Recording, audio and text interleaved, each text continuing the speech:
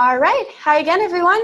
Thank you so much for joining us today. My name is Mathilde, and I'm the Digital Marketing Analyst here at Amity.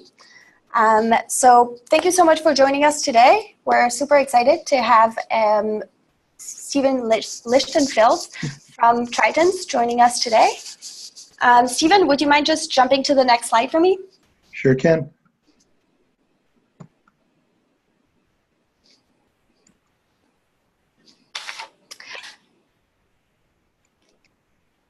Awesome. Thank you so much. So Stephen is the Executive Vice President at Tritons, and he's joining us today to present on the topic, the 4+1 keys to successful software adoption planning.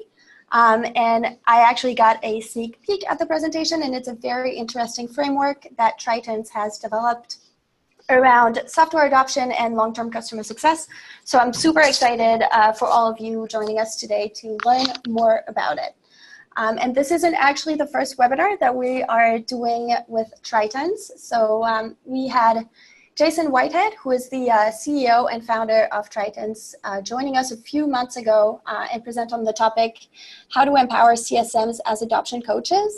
So if you did miss that presentation and you're interested in seeing the recording, drop me a line in the chat box in your Zoom webinar side panel, or send me an email and I would be more than happy to send you the recording for that. And before we get started, I just have a few housekeeping notes to share with everyone. Whoops. Do you have the housekeeping slide? Or? Yes, I do. Just there we go.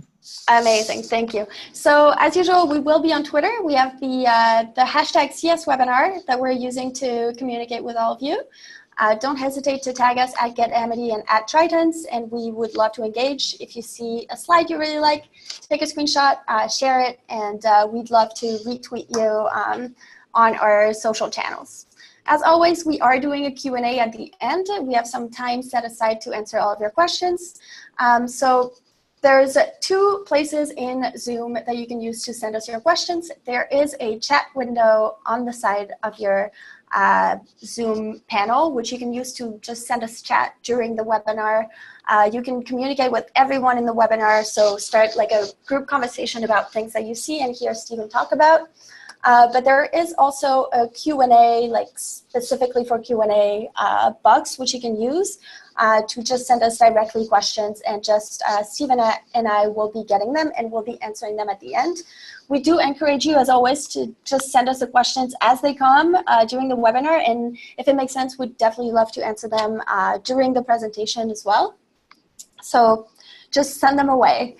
And as always, we are recording this webinar, and we will be sending the deck and the recording tomorrow to all of everyone who registered, so attendees and non-attendees. Just a note for the future, if you see a webinar that you would like to attend but you're busy at that time, just make sure to register and you'll still get a recording. So yeah, and before we do get started, I just want to take a short minute to introduce Amity for those of you who might be joining us today for the first time. So Amity is a customer success management platform, and what we do is we allow CSMs to retain and grow their customers by doing things like monitoring health scores, engagements. We can pool all support tickets, logins, things like that. We also automate tech-touch customer success, like emails, and help our customers scale up using technology. And we also integrate with a lot of systems out there, from support to CRM to email. So if you are curious about it, head over to our website, and we would love to, give you more information and give you a little tour. So yeah, and that's it. That's it for me. So Stephen, thank you so much again for joining us today. And without further ado, I'm going to hand things over to you. All right, Mathilde, thanks very much. As Mathilde mentioned, I'm Steve Lichtenfeld. I'm Executive Vice President at Tritons. We are a customer success and software adoption consulting and training firm here in Washington, D.C. We've been around since 2006. And we work with both SaaS vendors and SaaS customers to achieve optimal customer success and rapid software adoption. Wanted to thank everybody today for taking time to be part of the 4+1 keys. And I'd like to thank the fine folks at Amity, including Mathilde, for inviting us again for, I think this is our 4th or 5th webinar with Amity. So as Mathilde mentioned, please input any questions you have during the webinar, and we'll be happy to answer them. If there are any that we can't get to due to time, we will answer them directly via voice or email so that everybody gets their questions answered. We've got an interesting mix today of SaaS vendors and SaaS customers represented online. And that's great because the responsibility for successful software adoption exists on both the vendor and the customer side. So that said, we want to look at adoption from both sides, and specifically on the 4+1 key points, those key factors that need to be present in most every software adoption project in order to achieve success. So that said, I think it's clear from our experience and probably most of yours out there that there are no two adoption projects that are the same. So there's no real magic silver bullets that we're going to be shooting around today on this. Clearly rolling out a 15,000 seat CRM project looks quite a bit different than a 5-seat CRM project, even if the outcomes mean the same to both customers. Obviously, they both want transformational value, but the organizational challenges in their adoption curve are quite different. So in many ways, it's like the difference between your tier 1 and tier 2 customer, tier 4 customer. Their goals are the same, but their path to get them where they're going is quite different. So from our perspective at Tritons and our typical customer's point of view, our next slide will illustrate what kind of some of the absolutes are around understanding the software adoption process and its impacts. So in order to get the party started here today, I wanted to just touch on 3 quick things before we dive in. Adoption is really a mutual goal for both the SaaS vendor and the customer. Both want sustained and rapid software adoption. That's what they want, and that's what they need. Wanting is great, but you have to have a plan to get it done, and it has to happen. And as a SaaS vendor, the more rapidly your customers adopt your software, the faster they're seeing value, and they have the ability then to communicate the fact that they are seeing that value to you. So that the more rapidly your customers adopt, the faster you both see value. That's something to keep in mind because the customer is really, basically voting on your software with their adoption. And then last but not least, and this is something that we've talked about on different webinars before with Amity, is that we see software adoption as being the key to customer success, because in order to have success, you've got to have adoption. And because that exists on both sides, it really is a collaborative process to get done. So we're going to talk a little bit about that here today. One of the things that's interesting for the CSMs who are on the line today is that they've basically got kind of 2 roles as they're evolving today. And before the webinar, Mathilde and I were talking about some of the different maturity shifts that we've both seen in the market over the last 6 months compared to, let's say, the last 12 to 18. CSMs are obviously responsible for managing the account and managing the relationship, through different things like health scores or QBRs, et cetera. But now they're increasingly being called upon to drive adoption, and that's new, and it's something that we want the CSMs to know that that's what their customers want too, because Tritons works with both SaaS firms as well as their customers. We hear that quite often, and it's something that is important, because at the end of the day, CSMs really do need to know what it is that their customer is doing about adoption or not doing about adoption, because that will directly affect customer success.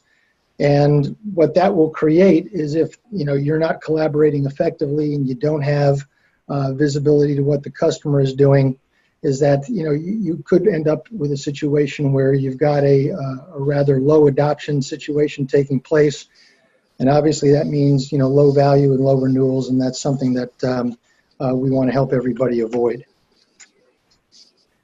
So what are the 4+1 keys to successful software adoption planning and execution? Let's dive in. So number one, software adoption is about people and not about your IT. This may sound totally obvious to some people in some organization, but it really isn't based on what we see in the marketplace. Software adoption is about generating needed change in behaviors in organizations that lead to greater business value from utilizing a new software investment. And again, that's a decidedly unsexy answer, but it happens to be absolutely true. And falling out of that is that IT is not responsible for software adoption. A lot of our experience over the last 11 years has shown us that a lot of organizations tend to saddle the IT department with the adoption effort. And at the end of the day, it's really not their job. It's not their core competency. IT is there to get the system live. It's get the system stable. It's get the system secure. Make sure everybody has all the technical support they need on it. So, getting IT right is a given, but it's not, adoption is not an IT skill. So we like to, counsel both SaaS firms as well as their customers to if they're in that mode, to move out of that mode. Because at the end of the day, machines don't adopt software, people do. And software adoption is really rooted in what's known as organizational change management, or OCM, and not IT. So when we're looking at any given adoption engagement, whether it's on the SaaS side or the people side, it's most definitely about your people and getting to recognize what's needed to get them to switch from their old system to the new system, and do it in a way that allows them to use it as designed and do it in the time frame that's required. What we often see out there is build it and they will come, meaning you get the system live and people just automatically expect everybody to migrate onto it.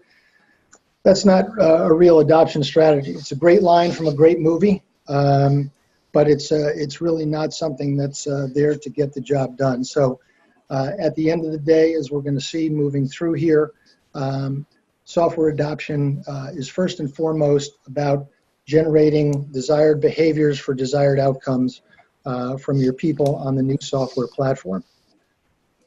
So moving on to key number 2, software adoption needs a clear and transparent plan before, during, and after go live. And I'm sure folks out there have seen different flavors of this. What we often see here is we get a call from a SaaS customer after their platform has gone live, asking for help because they're not seeing the adoption that they expected. And generally when we get in, we tend to find that the reason that's taken place is because there really hasn't been a plan put in place. And adoption planning is a conversation that needs to begin well before go live. It's really something that the vendor, as well as their customer or prospect, need to be discussing early and often.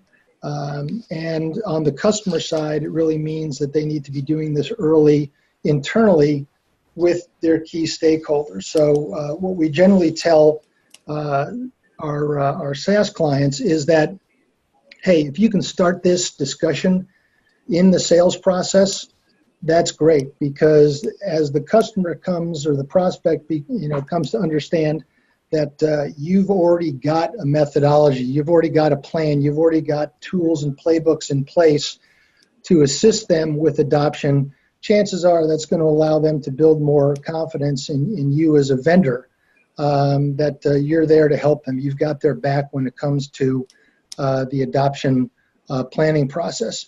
So again, key number 2, this needs to begin early in the sales process, and it needs to take into account, what's the current state at the customer side, and what's the future state need to look like? What are they expecting to happen with bringing in your software?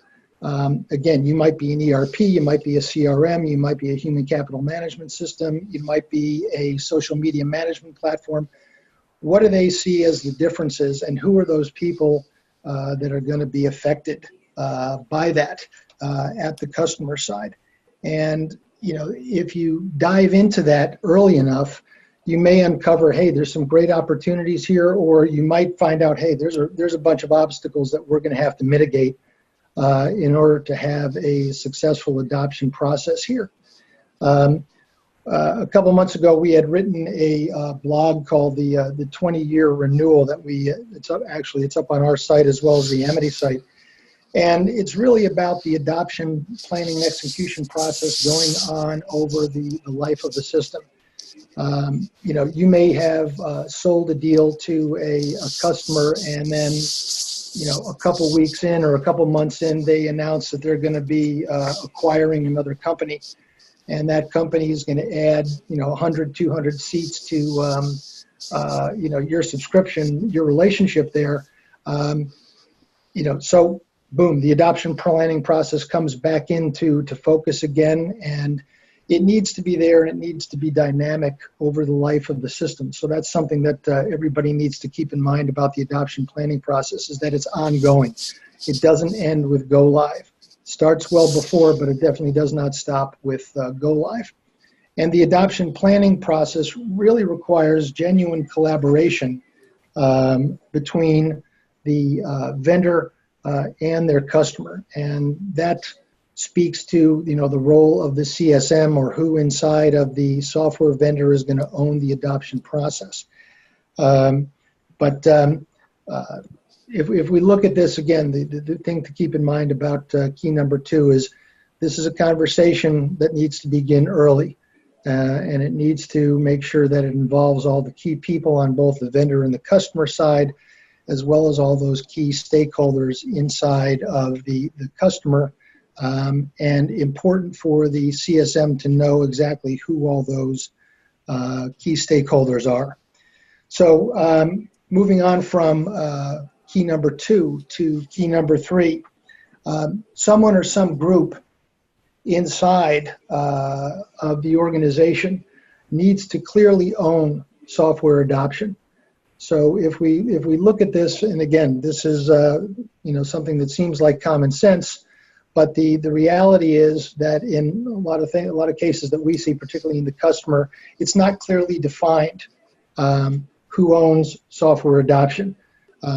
Typically, we think we know who owns software adoption on the SaaS side, but on the customer side, it really needs to be identified very early in the process.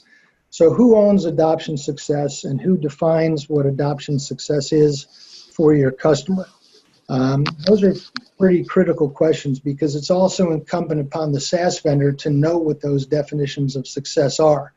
So if we look at any given engagement, and we see that there is, a lack of definition of success, then it's going to be tough for CSMs to hit their goals, to hit their targets, unless they know what that definition of success looks like.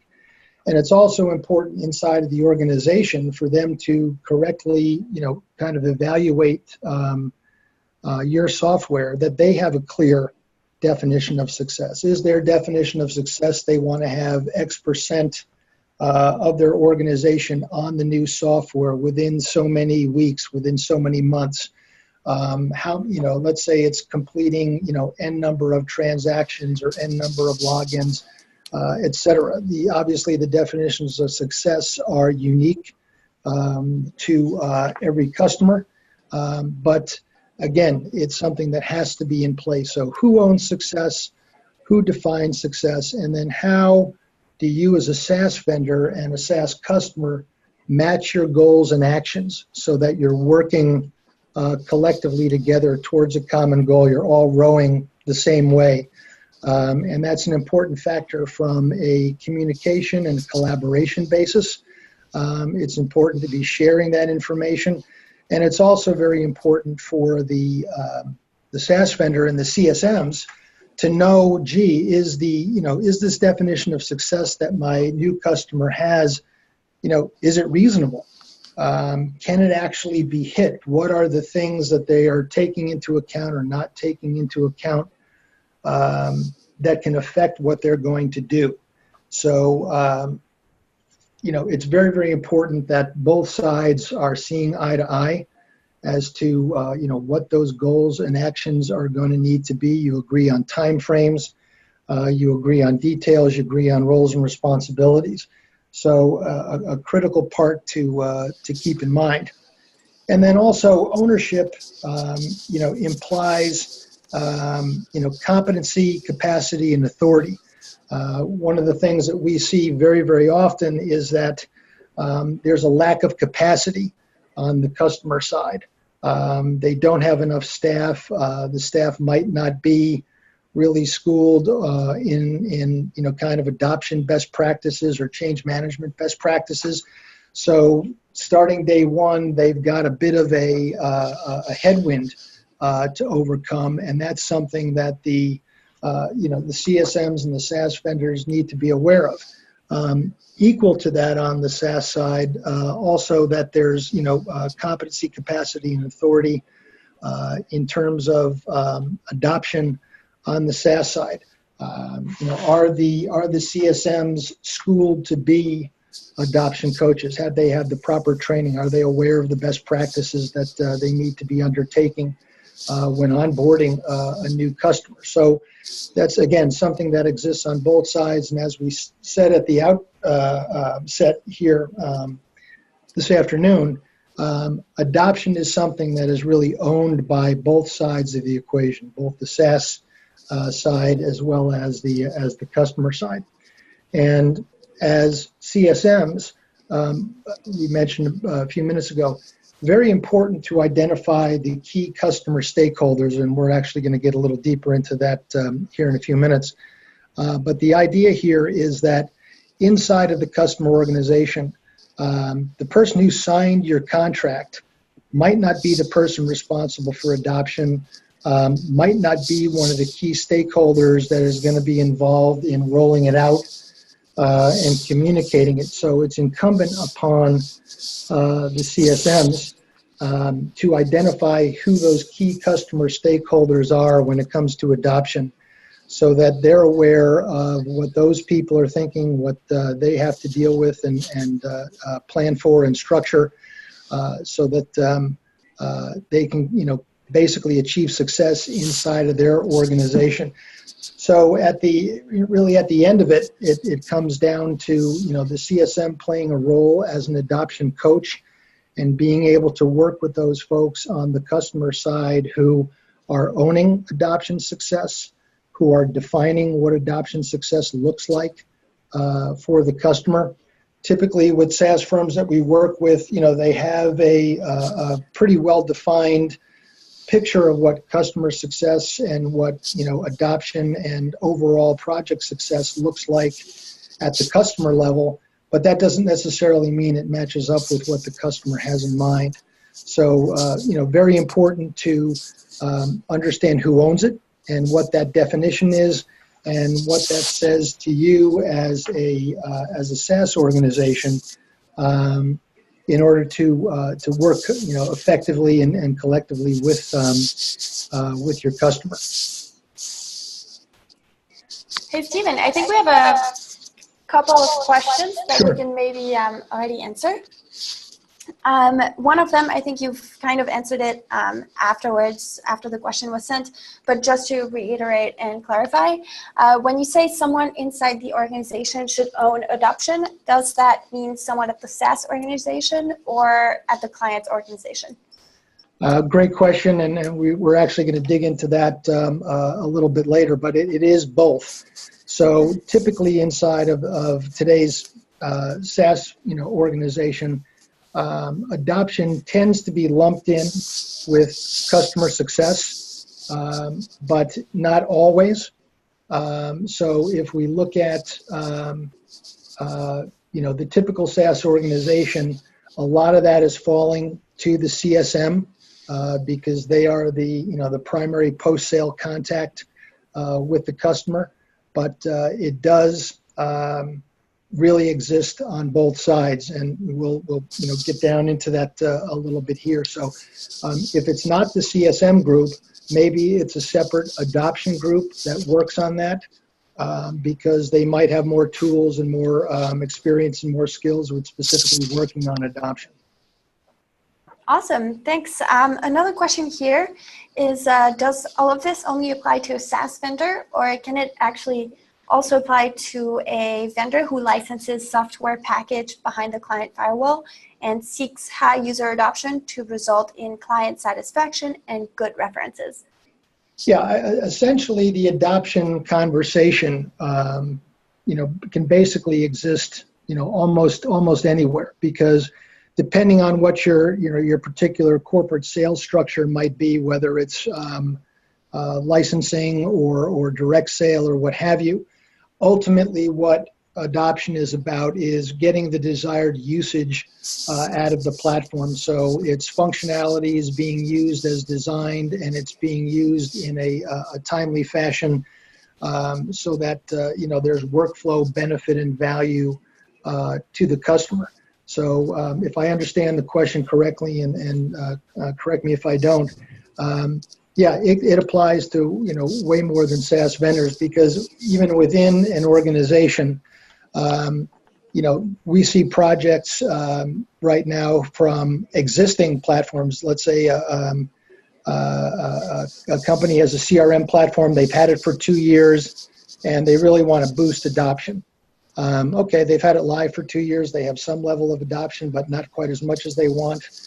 A lot of this adoption methodology can be brought to bear internal to an organization, so that what they see goes up. Let's say they've got about 75% adoption, they want to get it closer to 90. Then there's practices and techniques that can be brought to bear to raise that level of adoption. Awesome. Do you want to answer a couple more questions about that key number 3, or do you want to keep them for the end? No, let's go back to key number 3, and we can see what we got here. Perfect. So when talking about the empowering CSMs as adoption coaches, we have a question here that is, how do you deal with the customer's dependability when, because of that, they find it easier to just get things done by the CSM as opposed to doing it themselves? Yeah, and we see that happening more and more, so great question. And one of the reasons why it's more important now than it has been in the past, for CSMs to understand kind of what the proper buttons are to push with adoption practice and adoption methodology, so that they're getting things done with the customer. As we talked about just a couple seconds ago, a lot of times customers just lack the capacity. They don't have the head count to really get into doing an adoption plan, or they don't have the time based on those resources, other job responsibilities. So a lot of times, yeah, it does basically land in the CSM's lap, and ultimately, obviously, the control point is if I'm a CSM, I want to know that my success is within my control. That I'm not strictly at the mercy of the customer, where if they really don't have a defined adoption plan or an interest in building one, that should negatively affect my performance. So yeah, a lot of times I'm sure there's going to be folks who are going to be willing to kind of source that back to the CSMs, which is great. It then raises the question, is that then a paid professional service that you offer back to your customer to say, okay, sure, we were happy to help and we're happy to run your adoption program. It's a professional service. It costs a little bit more, but it's definitely going to cost a lot less than you doing it on your own. So there's really opportunity there for both, but yeah, there's definitely a lot of that taking place now, and it's a good reason for CSMs to be effective adoption coaches. Awesome. One last question about this slide is, do you think that it should fall on the CSM? Do you see more success when it falls on the CSM as opposed to another adoption team? Great question. And it does vary. And again, there's no two adoption engagements that look the same, just the same way there's no two customers that look the same. A lot of it depends on kind of what the mandate and the strength and the goals are of the individual CSM team. And, you know, a lot of times it depends on really understanding what the, you know, what the goals are on the customer side. One of the reasons it's important is, and I don't want to get too far ahead of ourselves here, but let's say, you know, customer X comes back and says, this is our definition of success. We really don't have a lot of adoption resources, and we want you, the CSM, to drive this for us. You know, if the definition of success there isn't reasonable, then obviously that creates some challenges. The level of collaboration, you know, has to be there. So there's, you know, it really has both answers. We like to see the customer, you know, own it. They're making the investment in the software. It's something that they should own on their side. But at the same time, if the SaaS firm is got the competency and the desire to you know, undertake that, we did a training about 2 months ago for a SaaS vendor who wanted that, you know, to become a built-in their organization, that if the customer didn't want to do it, they were happy to jump in and do it. So it really can exist on both sides. I don't think we personally, you know, have a preference other than saying, you know, that there needs to be some ownership of it on the customer side in order for there to be you know, the greatest chance of success for the project. But as far as, you know, the CSM goes, you know, we would love to obviously help make them as competent as they possibly could be so they could own it also. Awesome. Thanks. Let's move on. We do have some other questions. We'll keep them for the end. And yeah, keep sending us questions, everyone. It's awesome. All right, great. Let's see here. So here on our key fourth slide, the senior leadership needs to provide meaningful, visible support for software adoption efforts. And this is something that, you know, we actually, you know, came back to here, you know, in our Q&A just a second ago. One of the things that's important, particularly when someone says, should the CSMs own it or should the customer own it, a lot of that obviously is going to be depending on, you know, what senior leadership on the customer side says and on the SaaS side. So that, you know, what we see typically on the customer side is that there is a real need for senior leadership to support the project and support the adoption level efforts that are going to be needed. You know, this is a critical key to adoption, but, you know, one which is, you know, really going to vary in each size and type of company. And, you know, while this portion of the conversation is kind of targeted mainly to the customer side, it's also a very important factor on the SaaS side as well. So if we look at this and say, okay, let's say General Electric is launching a multi-device app for its field sales force. Their CEO may not do a company-wide video to talk about the new app, but their global head of sales probably most surely will. And the senior leadership plays a key role here as only they can when it comes to communicating the desired goals and increased business value that they expect from the new software. And further, they can communicate the material support that they will provide to the overall effort. So, you know, they really need to be at the top of this effort. You know, most importantly, they can communicate, monitor, and evaluate the key metrics and milestones that get established, you know, for the adoption definition of success. So again, it's important for them to do that. But to, you know, just really kind of summarize this slide, top-down support is really very necessary. And because software adoption is typically a horizontal process, you need to be above it to guide it. And the adoption owner's job will be made much easier with senior leadership support behind them, because generally people tend to recognize that, gee, if the whole executive suite is behind this, I better pay attention to it. So the message across the organization is, hey, this is serious, this is a major initiative, and we need to be paying attention to it, and we need to be following the plan that we've got set. So this also goes back to key number 2 in getting this process started early. SaaS vendors should be looking for the opportunity to create senior leadership support for their new software during the sales and onboarding process.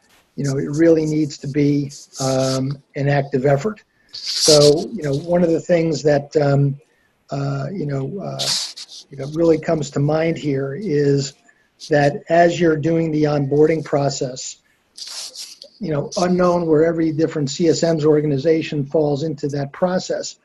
But in that pre-planning process, there should be an effort put forth to identify, okay, who are the senior leaders that really need to be behind those, and how do we get them involved in making sure that they're pushing their support for our new software inside of their organization. And that should be something that, is really very much an active effort. On the SaaS side, senior leadership typically is all about sales growth. That's the mantra. And if that's so, then, achieving low to no churn must also be a mantra. It's obviously far more expensive to add new customers than to grow the ones that you have. So that's where senior leadership comes in on the SaaS side. Sales growth without adoption equals churn. And that means senior leadership needs to be visible in supporting the adoption efforts, both on the CSM side as well as the customer side, before, during, and after the sales process. So again, one of the things that the customer should be looking at is who's going to champion this effort internally. It might not be the person who's the actual adoption owner. But it should be a member of senior leadership. And on the on the SaaS side, same thing. Again, we all want sales, we all want scale, we all want growth, but unless we have adoption with that, we have churn. So, how do we get senior management focusing on both growth as well as adoption, and supporting those efforts, for everybody's CSM team that's out there?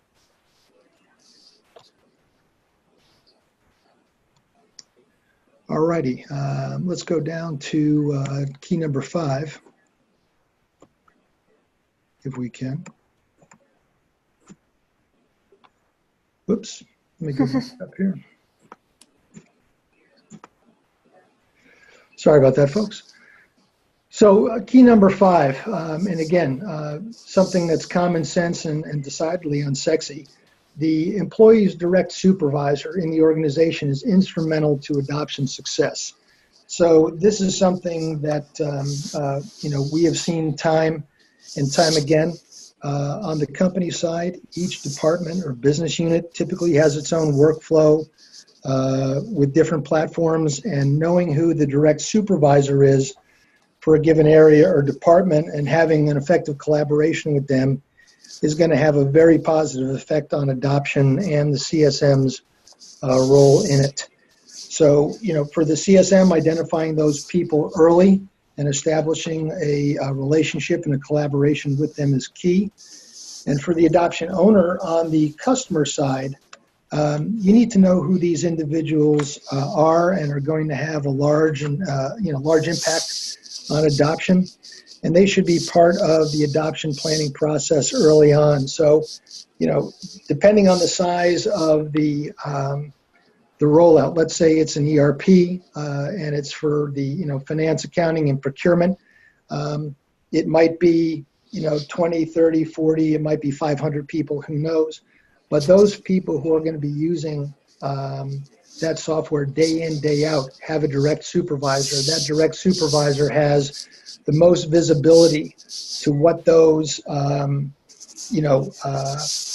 data points are that are going to affect those people doing their jobs. So they're critical in accelerating and sustaining adoption. They're the first people who are going to be able to say, who the early adopters are, who are the people who are probably going to take more time and be able to employ techniques to manage that.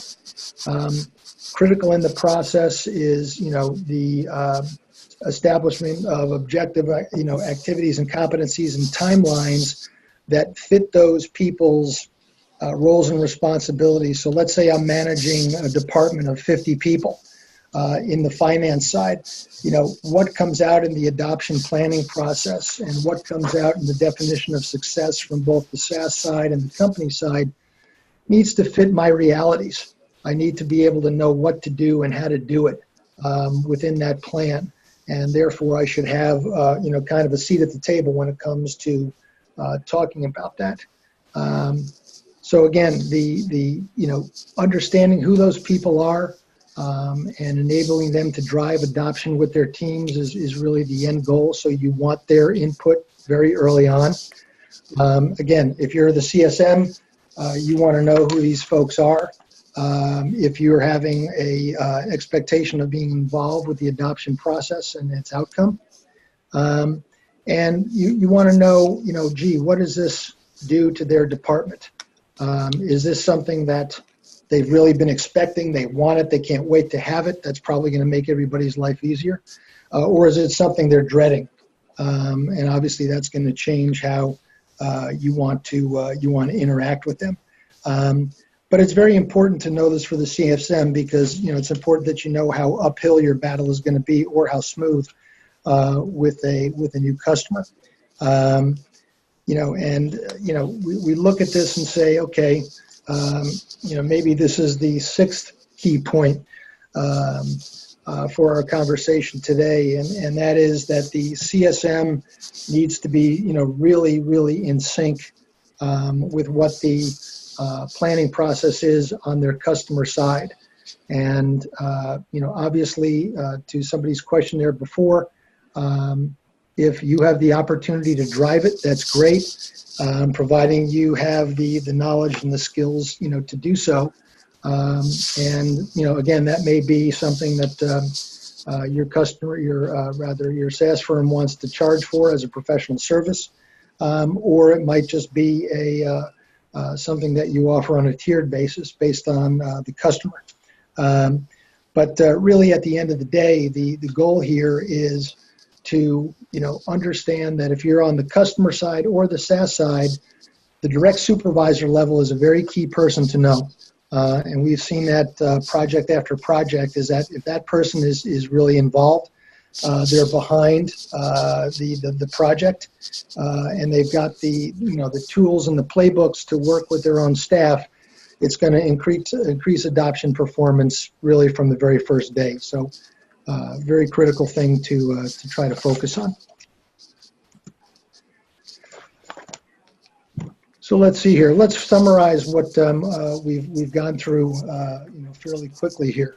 The adoption process and adoption success is about people and change. And the adoption success really begins with a plan that begins well before go live. Again, a lot of these points seem, decidedly common sense and decidedly unsexy, but they are nonetheless critical to making sure that any adoption program can run as effectively and successfully as possible. Key number three, adoption success needs an owner and a mutual definition of success. So again, very, very important that the SaaS firm identifies who owns adoption success inside of the customer and on their own side, and that there is a mutual definition of success. What your customer sees as success is going to match up with what the SaaS firm sees as success, because obviously if those two things don't line up, that's going to create some headaches. So that's something that you want to make sure gets addressed very early on. And, similar, to the number two, this is something that sales can begin asking, during the sales engagement process is, being able to ask the customer, what is your definition of success with our new software? What do you hope to see? Because typically what, we hear is that, customers buy on hope and they renew on experience. So you want to know what that customer's experience expectation, is being set up to look like. Maybe they have a very old legacy system that you're replacing, so almost everything you do is going to be a giant benefit to them. But again, it doesn't pay to guess, and you want that mutual definition. Key number 4, adoption success needs top-down support. Again, common sense, and it's something that obviously if you have it, it's going to be better than if you don't. But it's, again, something else that needs to start early in the process. Who is that senior leader or senior leadership group that you want to have supporting your efforts? Who is it that, your management at your SaaS firm need to be interacting with to get their support so that you as a CSM know that there's momentum inside of the customer organization to assist what you're doing. And the same on the SaaS side is that, is senior leadership on the SaaS side is focused on adoption and conversion as they are on sales. Because again, sales without adoption is churn. And it's very, very important that the senior leadership inside of the sales organization is also on board with what the adoption practices are that are being taken either by the CSMs or by, let's say, an adoption team inside of the company. And then last but not least, adoption success needs direct supervisor engagement. Again, common sense. These are the folks that are on the ground. These are the folks who are interacting day to day with the end user. And they're also the folks who are going to feel quickly whether or not the new system is being adopted or it's not. If it's, having a lot of success right off the bat or it's having issues. And they're also the folks who are going to be able to pinpoint what those success points are or what those, obstacles are to addressing their definition of success. It could be that, it's just taking people longer to get used to a new UI. It could be that they really like the old system and don't understand why the new system doesn't look like the old system. It's got a number of different, endpoints there, but the direct supervisor is really somebody who is in the best position to determine, what those issues are, what's working, what's not, and potentially those, solutions. What can be done to fix that? And to the extent that the CSMs involved can be proactive in learning, kind of who those folks are, depending on whether or not the customer wants the CSM operating at that level or a level up. Obviously, every place is different. But that is a very key thing to know and something that typically when we get asked to come into a customer organization that's having some, growth and scale issues around adoption, one of the first places that we go to ask questions is at that direct supervisor level. What's taking place, what's not taking place, how do they see it, how do their people see it? But it's really, happens to be just a great place for us to get information and understand what the gap is in them reaching their definition of success.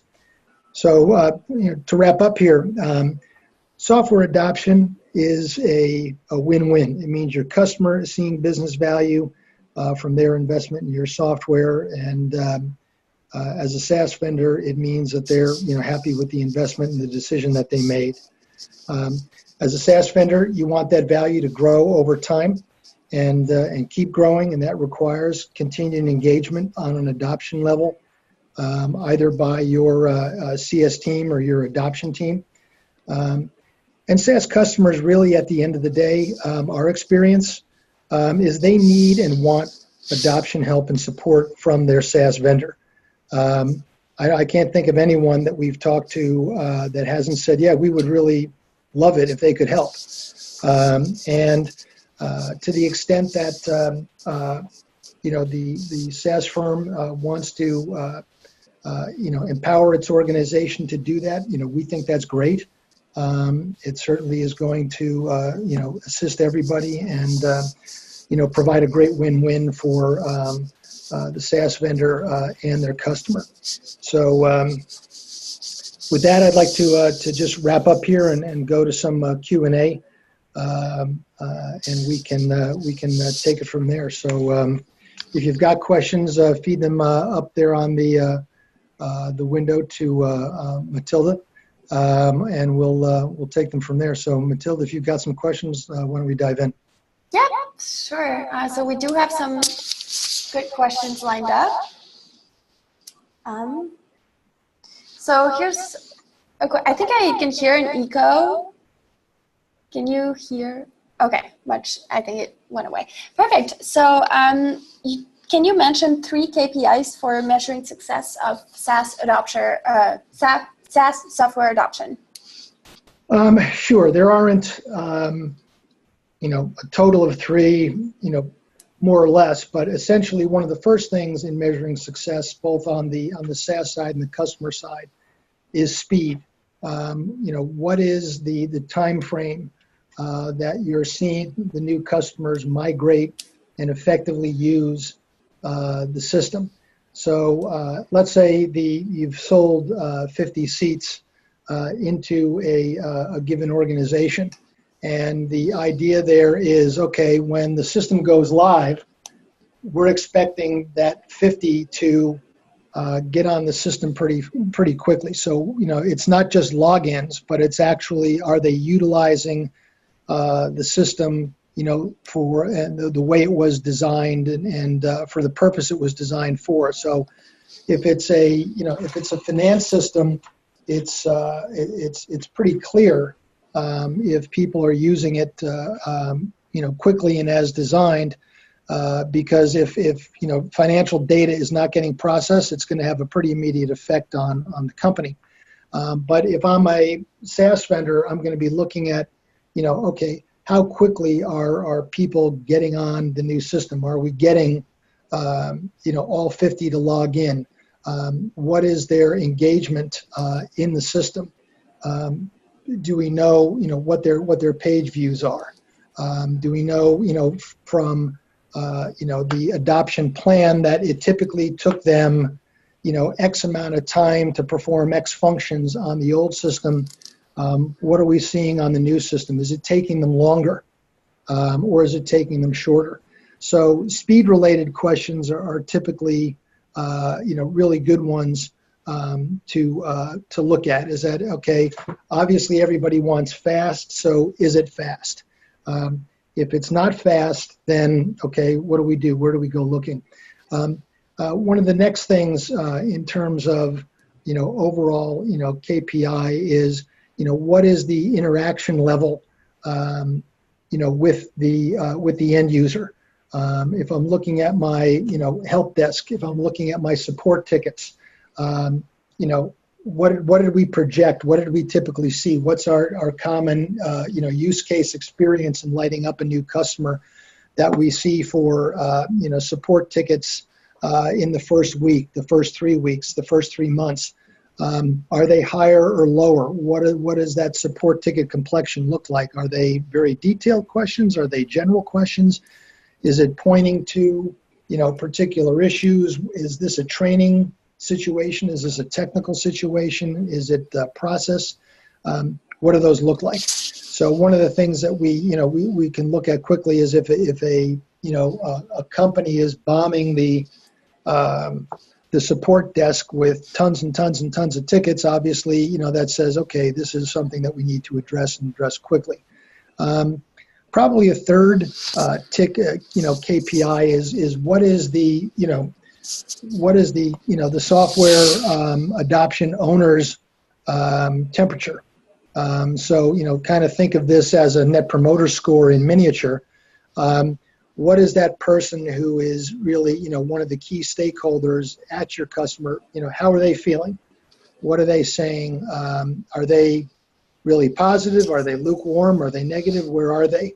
So really kind of in the first, week, 2 weeks, 3 weeks, that would be kind of the first three go-tos, that we would look at, first and foremost to say, okay, if these look good, chances are things are looking good. If they're looking bad, then, there's definitely work to be done. But I think those are kind of three that you can take and run with pretty quickly. Awesome, thanks. I have another question here relating to the one you just answered, so I'm just going to skip a few and come back to them later. How do you balance the benefits of getting a customer live quickly as opposed to the structure required to build and carry out a more structured plan? A great question. There's always that question that says, let's look at the customer and let's, say which tier is this customer in. It's really that open-ended question as to, how much investment are we willing to make, for value. So, are we willing to spend, $10 to make $9?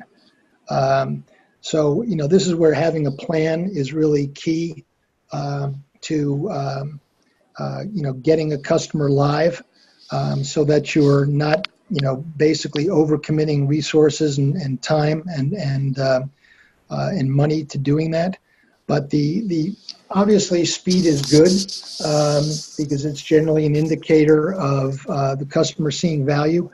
But obviously, speed without guardrails, is danger. So again, this is where the having a plan comes in, and oftentimes, it's the customer that's pushing for the speed and not the SaaS vendor.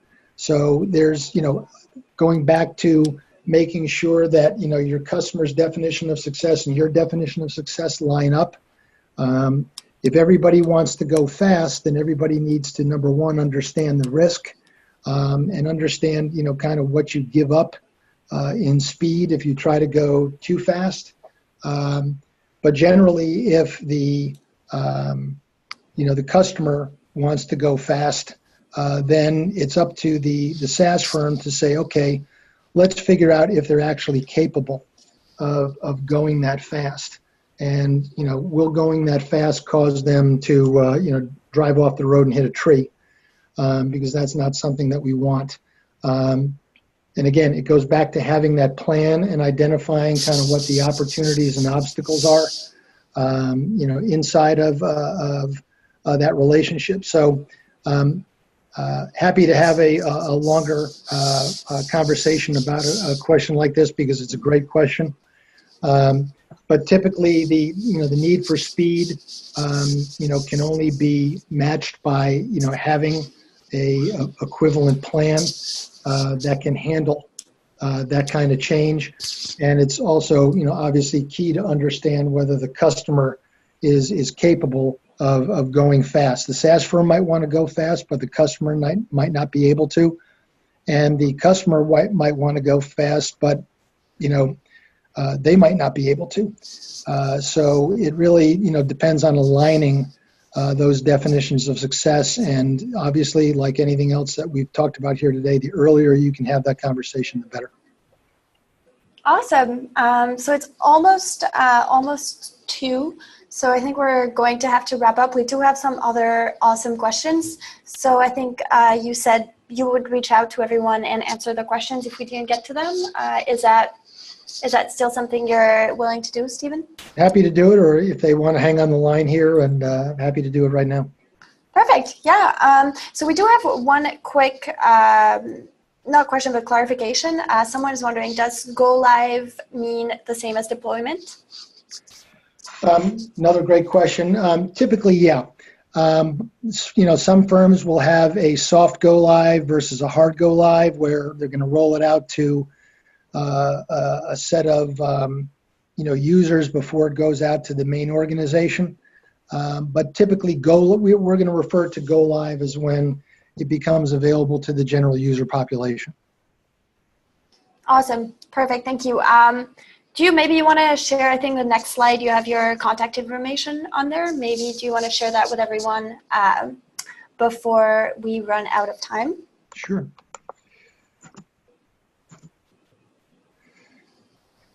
So if anybody there has any additional questions, the general outreach email is info@tritons.com. So happy to speak to anybody there directly, or you can call us at 301-841-7438 or visit us on the web at tritons.com. We have a very extensive list of both custom and off-the-shelf training and consulting products around software adoption and customer success.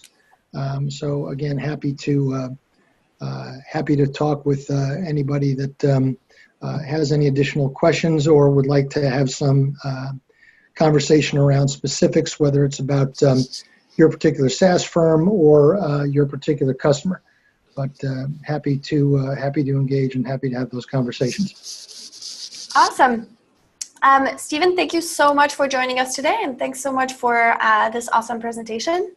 I think everyone enjoyed it, and we do have a few other questions. So let's take this offline, and we'll reach out to everyone by email to answer the questions shortly if we didn't get to answer them. But I really want to thank everyone for being so engaged and having so many awesome questions for Stephen.